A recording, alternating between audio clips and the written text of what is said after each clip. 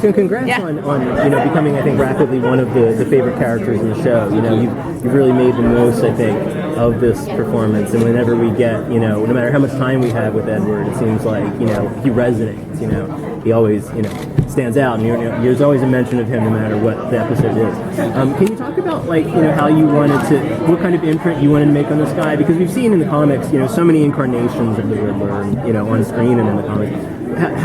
What did you want to, chiefly interpret? So Bruno Heller, who created this series, before we started, we had a conversation about how we wanted him to be different, how we wanted him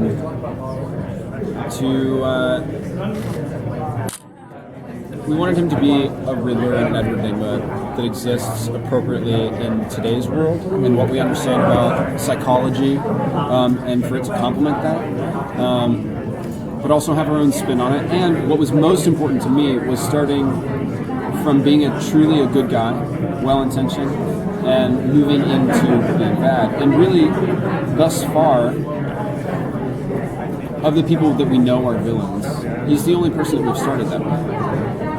He's truly just a good guy. So it's been super fun for me to let that evolve into, letting people abuse him and misuse him, mistreat him, and he's underappreciated, and his jokes people don't find funny, and so it's like actually letting this compound this human being, so that there's a justification for him doing what he's doing. And it's human, and ideally an audience feels empathy for this guy. So that's what we wanted to do, and hopefully that is what we're doing. I wanted to start with someone that was a boy and make him turn into a man. That was really important to me.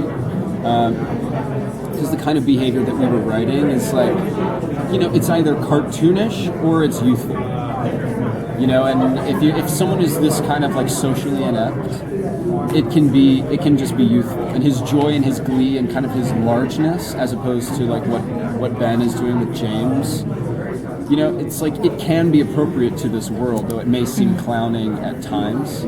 But that's going to change. But I needed that intensity to be there, and to irritate people, and to kind of grate on people, so that by the time that it turned, he can use that energy and that joy as the showman with them, as the terrifying person that wants to frame someone. One of my favorite comics is The Riddle Factory. Mm-hmm. It's so terrifying to me that you have this person that would start this show, choose one person from Gotham, and intimidate them so much that they commit suicide. That's really intense. But he's hands off, and so he's not responsible for it. But I wanted to make someone that had enough energy that he could become that one day, or the person that has a cane and is a showman. Whatever angle we end up taking this together, I want him to have that much energy. Yeah, I mean, one of the things I always like about your Riddler is he's probably the most genuinely earnest person that exists within the show. I mean, he genuinely just really throws himself out there and really wants people to like him, and no one does, and it actually it hurts, because I just really enjoy your portrayal of him. And again, it's a very contrast to someone like the Penguin or Gordon. And obviously you can see where he's going to go. And he's always had a very complicated relationship with Catwoman and Poison Ivy in the comics. And obviously you don't know if you're going to do any scenes with him. But what villains and characters on the show that you haven't interacted with would you genuinely want to interact with, and how would Riddler kind of react to them? I'm super excited to see how I get introduced to Bruce Wayne, because that has to happen eventually. And I think David is a pretty fantastic young actor. So I'm excited to get in the room with him. Also, I love Sean Pertwee, who plays Alfred, and I feel like I just want to be on screen with that guy. And then certainly, just with how people were responding to Robin's portrayal of the Penguin and my portrayal of Edward, the writers definitely wanted us to meet and see an audience response to that, which has been really warm and exciting. So, that's probably realistically where we're going to go. go next. The thing that's super exciting is not only do we have a really strong cast, but we all actually like each other as people. So the idea of working with any of these people is like really exciting, and that's pretty that's pretty killer. So we're it's a good family. So there's a lot of possibility here. All these characters are really iconic, obviously. The audiences know interpretations of them, and so they're somewhat defined in our mind before we even enter the show.